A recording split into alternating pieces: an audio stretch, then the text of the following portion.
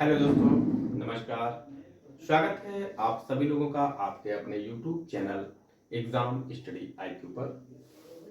आज का जो सेशन रहने वाला है वो जीके जीएस सेशन रहेगा, जिसमें हम लोग 200 PYQ यानी कि 200 previous year one liner question answer को करेंगे। ठीक है, वन लाइनर क्वेश्चन आंसर और PYQ क्यों करेंगे? क्योंकि इससे आपको एक आइडिया होगा कि जो यूपीएसआई का एग्जाम होने वाला है उस एग्जाम में किस तरीके के प्रश्न पूछे गए हैं या पूछे जाने की संभावना रहेगी। जब आप लोग प्रश्नों की प्रकृति को समझ लेंगे तो आपको जो है कि रणनीति बनाने में आसानी रहेगी और आपको अध्ययन करने में भी आसानी रहेगी कि किस टॉपिक को आप बेहतर तरीके से तैयार करें। क्योंकि कुछ महत्वपूर्ण टॉपिक्स रहते हैं जहां से प्रश्न बार बार पूछे जाते हैं। बाकी जीएस का तो कुछ भी एकदम श्योर तो नहीं होता है, आप भी समझते हैं कि श्योर तो कुछ भी नहीं होता है, लेकिन फिर भी हम लोग देखते हैं कि किस तरीके से पिछले परीक्षाओं में प्रश्न पूछे गए हैं, तो उन्हीं के इर्द गिर्द हम लोग तैयारी करते हैं और अपनी रणनीति उसी तरीके से बनाते हैं। ठीक है, तो देखते हैं कि किस टाइप के क्वेश्चंस हैं। आप लोग इनको बहुत ध्यानपूर्वक देखिएगा और PYQ से जो होता है प्रीवियस है वहां से आपके प्रश्न लगभग 30-35% आते भी रहते हैं, लगभग में मान के चलिए आ ही जाता है। तो आप एक सेक्शनल जो कट ऑफ रहता है, आप अगर प्रीवियस ईयर पूरा पढ़ेंगे तो वहां से क्लियर हो जाएगा। ठीक है, हम लोग जो है प्रीवियस ईयर सेक्शन वाइज, जैसे कि इतिहास जब पढ़ेंगे तो प्रागैतिहासिक काल का प्रीवियस ईयर पूरा कि जितने भी अभी तक प्रागैतिहासिक काल के जो क्वेश्चन आंसर पूछे गए हैं उनका वन लाइनर देख लेंगे। इसी प्रकार से आदि ऐतिहासिक काल का वन लाइनर देखेंगे, जो भी अभी तक किसी भी परीक्षा में पूछा गया है प्रश्न उनको। तो इसी प्रकार से हम लोग टॉपिक वाइज उठाते हुए चलेंगे। जैसे फिर उसके बाद आता है तो ऋग वैदिक काल का आपको मिल चुका है, जैन धर्म, बौद्ध धर्म सभी का आपको मिल चुका है। ठीक है, उसके बाद हम लोग क्या देखेंगे, वन शॉट उठाएंगे महाजनपद काल से। इसी प्रकार से हम लोग मौर्य साम्राज्य से वन शॉट करेंगे, जहां से आप जो है पूरा का पूरा PYQ क्लियर होता चलेगा। तो फास्ट रिवीजन होगा, बहुत अच्छे तरीके से आप लोग इसको बहुत जल्दी तैयार कर सकते हैं। कि जो है यहाँ आपको दिखाया गया है कि प्रीवियस ईयर है 200 क्वेश्चन आंसर। तो भारतीय संविधान व राजनीति से जो क्वेश्चंस लिए हैं 40 क्वेश्चंस को उठाया हमने। तो देखें कि जो है पहला क्वेश्चन क्या कह रहा है कि भारतीय संविधान कब लागू हुआ है। तो पहला ही प्रश्न है कि भारतीय संविधान कब लागू हुआ है। तो क्या बताएंगे, तो बताएंगे 26 जनवरी 1949 को भारतीय संविधान लागू हुआ है। जबकि यह बनकर कब तैयार हो गया था, तो यह बनकर तैयार कब हो गया था, तो 26 नवंबर 1949 को हमारा संविधान बनकर तैयार हो गया था। और इस दिन यह आंशिक रूप से लागू हुआ था। क्या हुआ, इस दिन 26 नवंबर 1949 को आंशिक रूप से लागू हुआ था। तो इस प्रकार से भी आपसे प्रश्न पूछे जा सकते हैं। जैसे ये प्रश्न बना है तो इसी हो सकता है अगली बार यह प्रश्न आपसे पूछा जाए। ठीक है, संविधान के जनक किसे कहा जाता है, तो संविधान के जनक किसे कहा जाता है, तो डॉक्टर BR अम्बेडकर जी को संविधान का जनक कहा जाता है। ठीक है, the father of constitution doctor BR Ambedkar. ये क्या थे, डॉक्टर अम्बेडकर जो है ये प्रारूप समिति के अध्यक्ष थे। प्रारूप समिति के अध्यक्ष थे। ठीक है, प्रारूप समिति के अध्यक्ष थे। क्लियर है, और इनके सलाहकार कौन रहे थे, तो इनके सलाहकार BN राव जी थे, या भी आप लोग याद रखेंगे। ठीक है, BN राव जी थे। चलिए नेक्स्ट क्वेश्चन की ओर बढ़ते हैं हम लोग। और नेक्स्ट क्वेश्चन क्या है कि हम लोग देखें कि नेक्स्ट क्वेश्चन में क्या कह रहा है कि संविधान में कुल अनुच्छेद कितने हैं। तो संविधान में कुल अनुच्छेद जो है वो 448 है। कितना है, अभी इस समय लगभग जो है 448 अनुच्छेद हो गए हैं। लेकिन अगर आप बात करेंगे मूल संविधान की बात करें, मूल संविधान, तो मूल संविधान में बात करेंगे तो 8 क्या थी, अनुसूचियां थी। 8 अनुसूचियां थी, ठीक है। 22 भाग थे। भाग कितने थे? तो भाग जो है वो 22 थे और 395 आर्टिकल यानी कि अनुच्छेद थे, ठीक है। 395 आर्टिकल थे। अगर मूल संविधान की बात करें तो मूल अधिकार फंडामेंटल राइट्स की बात करें, फंडामेंटल राइट की बात करें अगर, तो कितने थे? तो 7 थे। मूल अधिकारों की संख्या कितनी थी? तो हम लोग जो देख रहे थे, सॉरी माफ कीजिएगा, कहीं ना कहीं दिक्कत कर रहा है अभी चलने में, तो थोड़ा मैनेज कीजिएगा अभी आप लोग। कि मूल अधिकार की बात करें तो क्या बताएंगे? 7 मूल अधिकार थे, ठीक है। जो मूल संविधान था उसमें मूल अधिकारों की संख्या कितनी थी? 7 थी। फंडामेंटल राइट, जो 7वां अधिकार था संपत्ति का अधिकार, जिसे जो है हटा दिया गया था, ठीक है। 44वें संविधान संशोधन 1978 में उसे हटा दिया गया था। तो इस तरीके से आप लोग बेहतर तरीके से तैयारी करते हैं। मौलिक अधिकार कितने हैं? तो वर्तमान में मौलिक अधिकारों की संख्या 6 रह गई है। नीति निर्देशक तत्व किस देश से लिए गए हैं? तो नीति निर्देशक तत्व जो है वो आयरलैंड से लिए गए और नीति निर्देशक तत्वों का जो उल्लेख है वो कहां है? तो बताएंगे भाग 4। भाग 4 में जो है नीति निर्देशक तत्व है। और आर्टिकल की बात करेंगे, अगर आर्टिकल यानी कि अनुच्छेद की बात करेंगे तो 36 से 51 तक इनका उल्लेख किया गया है, या भी आप लोग याद रखेंगे, ठीक है। क्लियर है ना? चलिए नेक्स्ट क्वेश्चन देखिए, मौलिक कर्तव्य कितने हैं? तो वर्तमान में मौलिक कर्तव्यों की संख्या जो है वो कितनी है? तो आप बताएंगे 11 है। क्लियर है? राष्ट्रपति का कार्यकाल कितने वर्ष का होता है? तो राष्ट्रपति का कार्यकाल जो है वो 5 वर्ष का होता है। राष्ट्रपति का कार्यकाल 5 वर्ष का होता है, ठीक है। संविधान की प्रस्तावना में कितने आदर्श हैं? तो संविधान की प्रस्तावना में 4 आदर्श हैं, ठीक है। संविधान की प्रस्तावना में 4 आदर्श हैं। चलो आगे देखें, जो नेक्स्ट क्वेश्चन रहेगा, लोकसभा का कार्यकाल कितने वर्ष का होता है? तो आप बताएंगे लोकसभा का कार्यकाल जो है वो 5 वर्ष का होता है, ठीक है। लोकसभा का कार्यकाल जो है 5 वर्ष का होता है। क्लियर है? लोकसभा के सदस्य के जो बनने के लिए आयु कितनी जरूरत होती है? तो 25 वर्ष कम से कम उसकी आयु होनी चाहिए और कार्यकाल जो है वो 5 वर्ष का होगा। लोकसभा जो है ये संसद का निम्न सदन है। लोकसभा जो है ये निम्न सदन है। क्या है भाई? यह निम्न सदन है। इसमें जो है अधिकतम सीटों की संख्या कितनी है? तो बताएंगे 545 अधिकतम सीटों की संख्या है। क्लियर है कि नहीं? क्लियर है ना?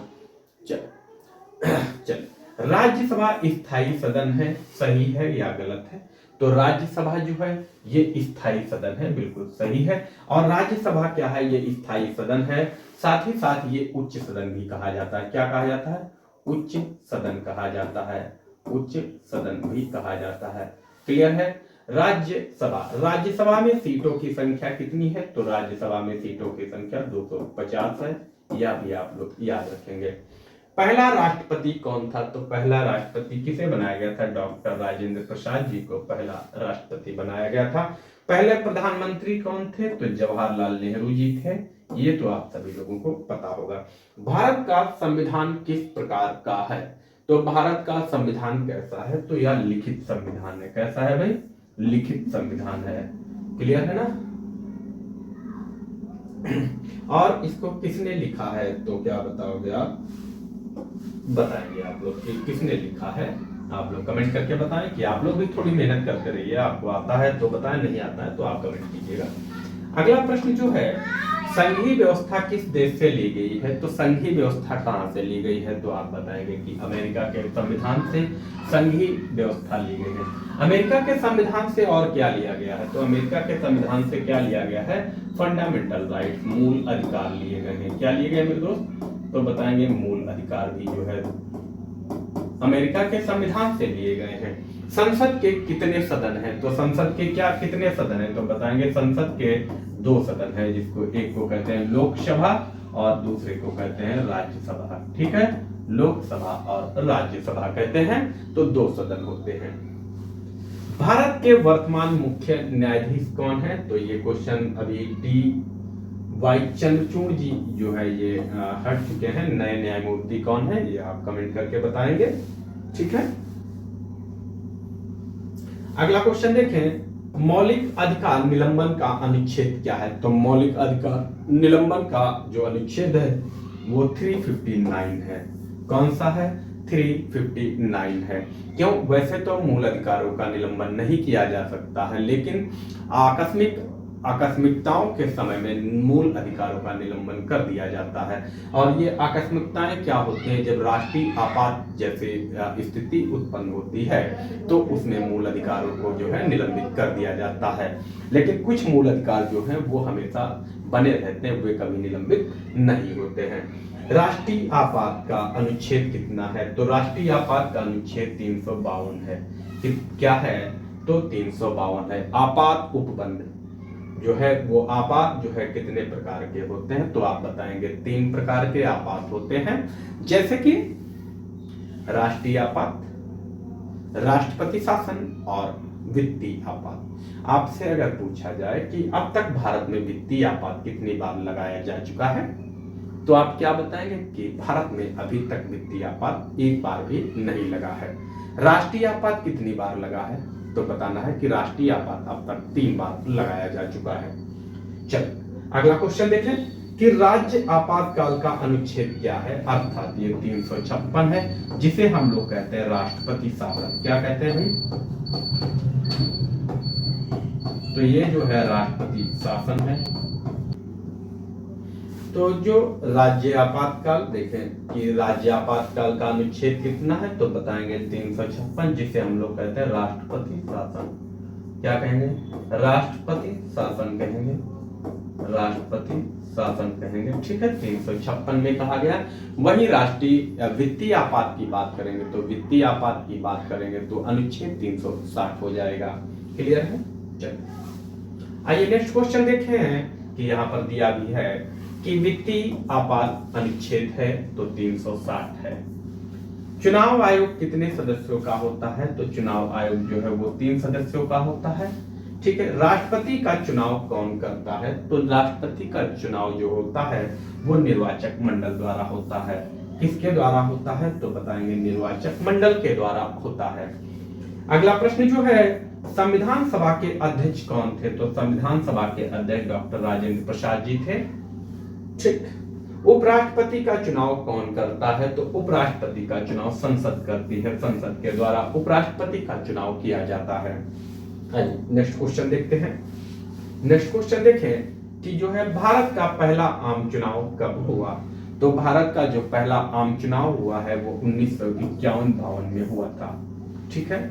लोकसभा का न्यूनतम आयु है, तो लोकसभा के लिए न्यूनतम आयु जो है वो 25 वर्ष है। वहीं राज्यसभा के लिए न्यूनतम आयु का प्रावधान 30 वर्ष किया गया है। संविधान की भाषा क्या है? तो संविधान की भाषा क्या है? तो हिंदी व अंग्रेजी दोनों ही भाषाओं में है, ठीक है। राज्यपाल की नियुक्ति कौन करता है? तो राज्यपाल की नियुक्ति कौन करता है? तो राज्यपाल की नियुक्ति राष्ट्रपति के द्वारा की जाती है। पंचायती राज की संवैधानिक मान्यता जो है, पंचायती राज की संवैधानिक मान्यता जो है 73वां संविधान संशोधन द्वारा की गई है 1992 में। 73वां संविधान संशोधन 1992 में किया गया था, ठीक है। इसको संवैधानिक मान्यता मिली थी।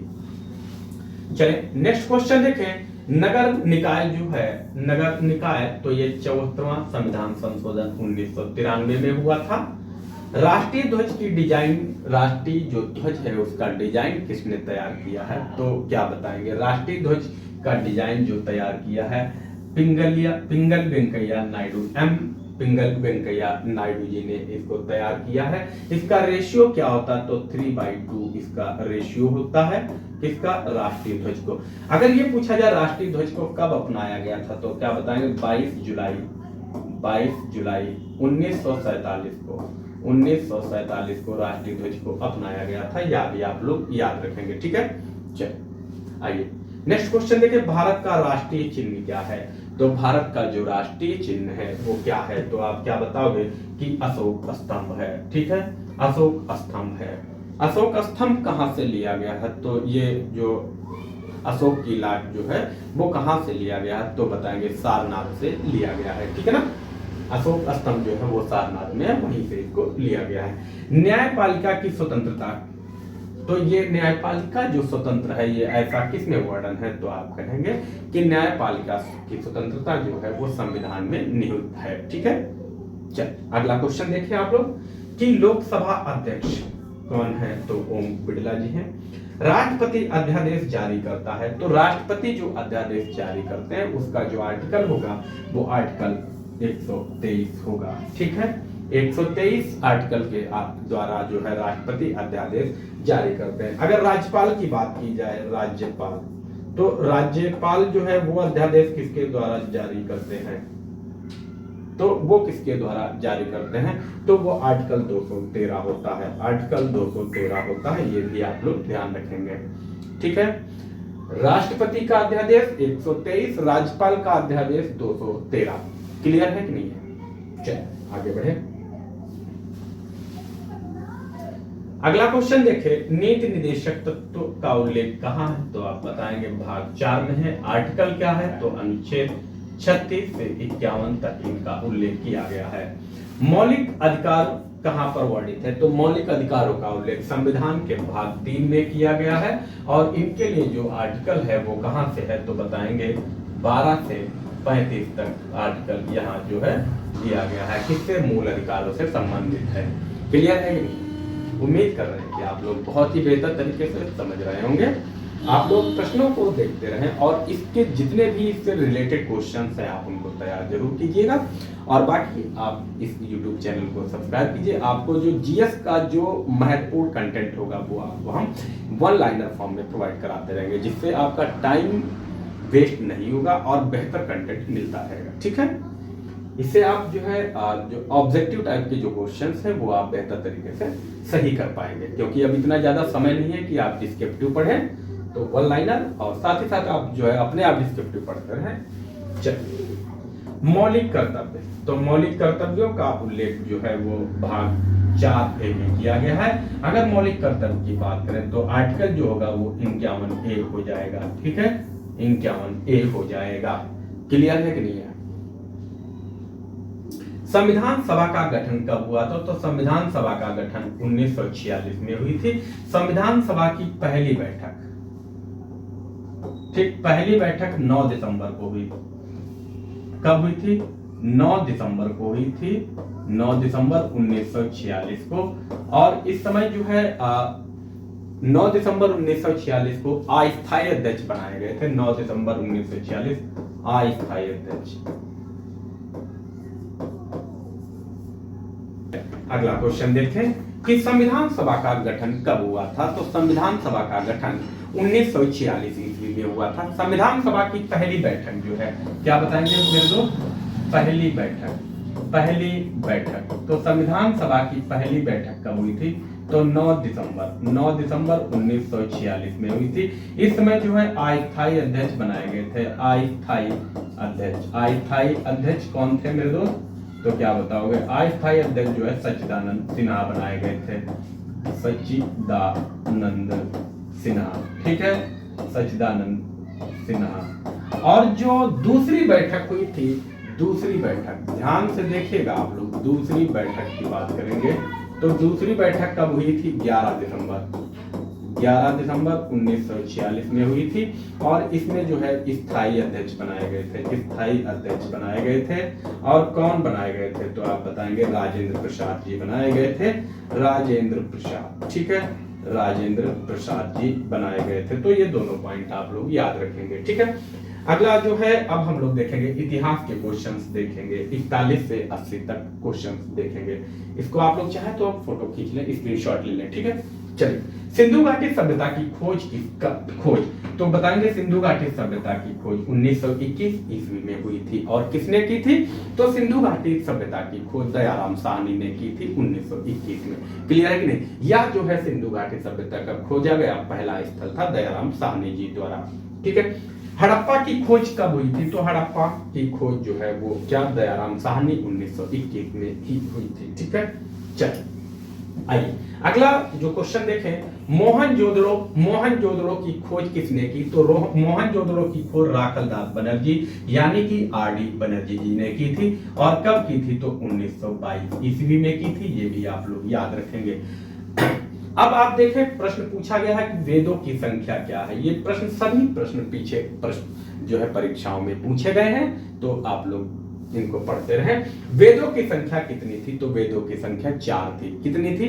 4। अगर आपसे पूछा जाए सबसे प्राचीन वेद कौन सा है, तो आप बताएंगे ऋग्वेद है। आपसे और चारों वेद पूछे जाए तो ऋग्वेद, यजुर्वेद, सामवेद और अथर्ववेद हैं। ठीक, 4 वेद। वेद त्रयी की बात की जाए, वेद त्रयी तो कौन कौन सा होगा? तो ऋग्वेद, सामवेद और यजुर्वेद होगा। ठीक है। अगर आपसे पूछा जाए जादू टोना किसमें है, तो क्या बताओगे? अथर्ववेद में बताएंगे। ठीक है, ठीक है। गंधर्व वेद किसे कहा जाता है? तो सामवेद को कहा जाता है। आपको अगर डिस्क्रिप्टिव पढ़ना है तो एग्जाम, तो स्टडी IQ डिस्क्रिप्टिव अगर आपको यह पढ़ना है सब कुछ, तो कहां पढ़ेंगे? स्टडी IQ मंत्रा। स्टडी IQ मंत्रा यूट्यूब चैनल पर आप इसको बेहतरीन तरीके से पढ़ सकते हैं, जहां पर हमने प्राचीन इतिहास को बहुत अच्छी तरीके से पढ़ाया हुआ है। ठीक है। ऋग्वेद सबसे प्राचीन है, बिल्कुल सही बात है।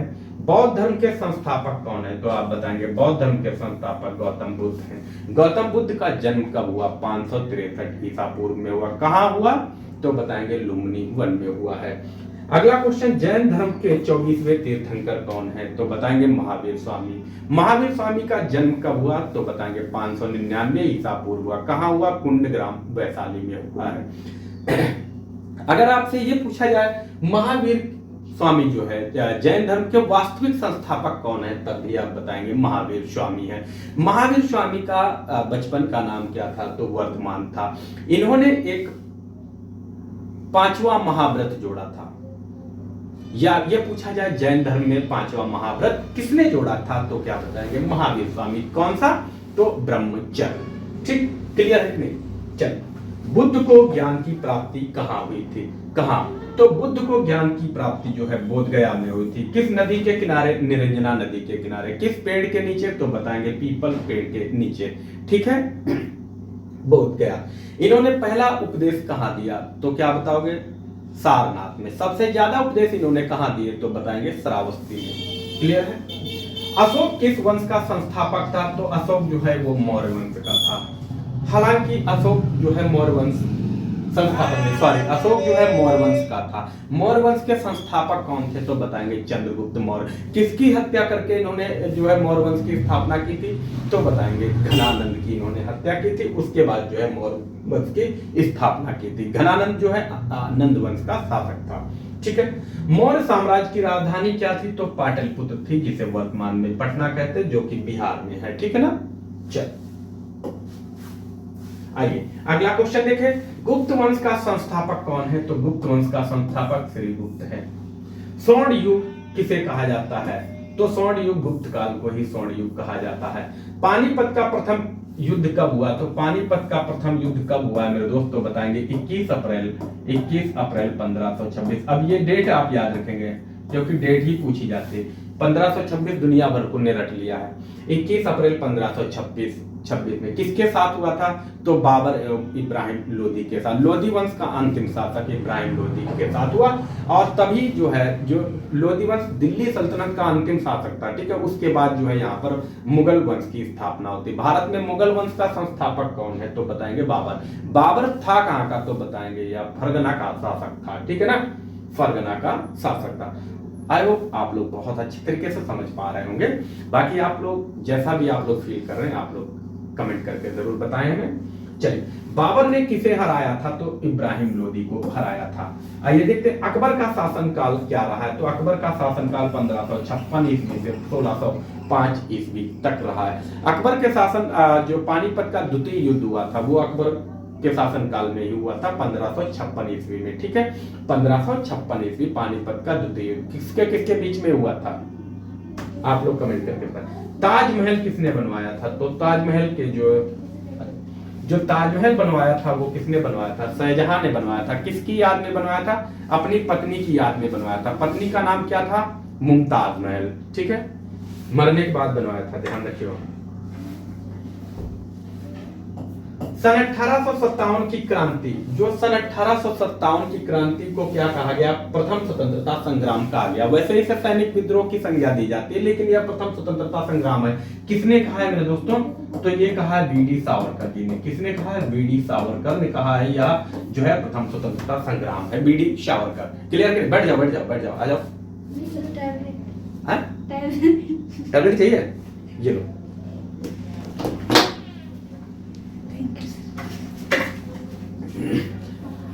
ठीक है ना? चलो चल आगे बढ़ते हैं हम लोग। आइए आइए देखते हैं 1857 का नेता कौन था? तो 1857 का नेता जो है वो मंगल पांडे थे। मंगल पांडे, ये कब हुआ था? तो 10 मई। जो 1857 की क्रांति की स्टार्ट कब हुई थी? तो इन्होंने 10 मई 1857 10 मई 1857 कहां से? मेरठ से। कहां से मेरे दोस्त? मेरठ से। ये 34वीं इन्फेंट्री बटालियन के जो है सैनिक थे और की थी। कांग्रेस की स्थापना कब हुई? तो कांग्रेस की स्थापना 10 दिसंबर 1885 में हुई थी। किसने की थी? तो A.O. ह्यूम ने की थी। कहां हुई थी? तो आप बताएंगे बंबई में। गोकुल दास तेजपाल संस्कृत विद्यालय बंबई में जो है कांग्रेस की स्थापना हुई थी और यहाँ पहले जो है कांग्रेस का पहला अधिवेशन भी बंबई में हुआ था। असहयोग आंदोलन कब हुआ था? तो असहयोग आंदोलन 1920 में हुआ था। इसके जो है नेता कौन थे? तो गांधी जी ने यह किया था। किसने किया था मेरे दोस्तों? गांधी जी ने। गांधी जी से संबंधित सभी प्रश्न आप लोग रख लीजिएगा। सबने अवज्ञा आंदोलन यह 1930 में हुआ था। सबने अवज्ञा आंदोलन, ठीक है ना? सबने अवज्ञा आंदोलन। आइए देखते हैं भारत छोड़ो आंदोलन कब हुआ? तो भारत छोड़ो आंदोलन 1942 ईस्वी में हुआ। दांडी मार्च किसने किया? तो दांडी मार्च किसने किया? तो महात्मा गांधी जी ने किया था। ठीक है, साबरमती आश्रम से जो है ये दांडी तक गए थे महात्मा गांधी जी, तब जो है ये दांडी मार्च हुआ था। क्लियर है कि नहीं? आजाद हिंद फौज की स्थापना किसने की थी? तो सुभाष चंद्र बोस ने की थी। कब? 1939 ईस्वी में आजाद हिंद फौज की स्थापना की थी। सुभाष चंद्र बोस जो है ये 1938 हरिपुरा अधिवेशन के अध्यक्ष, कांग्रेस अधिवेशन के अध्यक्ष ही रहे थे। चलिए आइए, INA का नारा क्या है? तो जय Hind, Indian national army, Azad Hind फौज। भारत स्वतंत्र कब हुआ? 15 अगस्त 1947, सभी को याद है। अंतिम वायसराय कौन थे? तो लॉर्ड माउंटबेटन थे। प्रथम गवर्नर जनरल तो लॉर्ड माउंटबेटन। ठीक है, जो अंतिम वायसराय, उसके बाद जो जब भारत आजाद हुआ तो गवर्नर जनरल का पद कहा जाने लगा। और पूछा जाए अगर प्रथम भारतीय गवर्नर जनरल कौन थे? तो सी राजगोपालाचारी थे। और अंतिम भी गांधी जी की हत्या कब हुई? तो 30 जनवरी 1948 ईस्वी में हुई। कहां? बिड़ला हाउस में हुई थी। और किसने की थी? तो नाथूराम गोडसे जी ने की थी, गोली मारकर, आपको पता है। स्वदेशी आंदोलन कब हुआ? तो स्वदेशी आंदोलन जो है वो 1905 में हुआ। क्यों? बंगाल विभाजन के कारण जो है स्वदेशी आंदोलन हुआ। बंगाल विभाजन कब हुआ? 1905 में ही हुआ। किसने किया था? तो बताएंगे लॉर्ड कर्जन ने जो है बंगाल का विभाजन किया था, जिसे बंग भंग भी कहा गया है। क्या? बंग भंग भी कहा गया। इसी समय रविंद्रनाथ टैगोर जी ने आमार सोनार बंगला जो है गीत लिखा, जिसे बांग्लादेश ने 1971 में अपना क्या बना लिया? राष्ट्रीय गान बना लिया। क्लियर है? चलिए, बंगाल विभाजन लॉर्ड कर्जन ने 1905 ईस्वी में किया था। आइए, खिलाफत आंदोलन कब हुआ? तो खिलाफत आंदोलन 1919 ईस्वी में हुआ है। खिलाफत आंदोलन, इन चीजों को आप लोग बहुत बेहतर तरीके से रखते हुए चलिएगा। चंपारण सत्याग्रह बिहार में हुआ, 1917 में हुआ। और किसने किया था? तो गांधी जी ने किया था। ठीक है, यह प्रथम सत्याग्रह था महात्मा गांधी का। भारत में प्रथम सत्याग्रह था महात्मा गांधी जी का और यह सफल सत्याग्रह था। आपसे प्रश्न एक पूछा जाता कि महात्मा गांधी जी भारत वापस कब लौटे, यानी कि जब दक्षिण अफ्रीका चले गए थे 1893 ईस्वी में, उसके बाद महात्मा गांधी भारत वापस कब आए? तो 9 जनवरी 1915 में भारत आए, जिसके उपलक्ष्य में जो है क्या मनाया जाता? प्रवासी दिवस मनाया जाता। और उसके बाद महात्मा गांधी जो है भारत में सफल आंदोलन करते हैं सत्याग्रह करते हैं, जिसे चंपारण सत्याग्रह भी कहा गया है। ठीक है, जिसे चंपारण सत्याग्रह कहा गया है। 1918 में खेड़ा आंदोलन करते हैं, 1918 में अहमदाबाद मिल आंदोलन करते हैं, 1920 में असहयोग आंदोलन भी करते हैं। महात्मा गांधी के राजनीतिक गुरु पूछे जाए तो क्या बताएंगे, तो बताएंगे गोपाल कृष्ण गोखले।